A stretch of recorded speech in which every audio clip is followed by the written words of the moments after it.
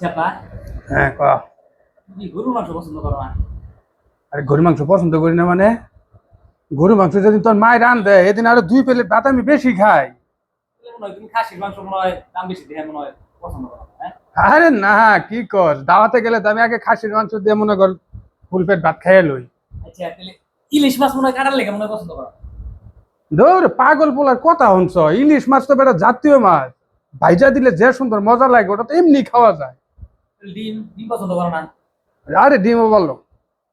তাহলে তোমার প্রত্যেকদিন ডাল আলু ভর্তা পানি মরিচ কচু গেছু এটি খায় প্রতিদিন? এই গেদার মা শুনছ, ওর থেকে আজকে যে ভাত খাইতো এ ভাত ওর লেগে বন্ধ আজকে থেকে, মনে রাখো একটা কথা।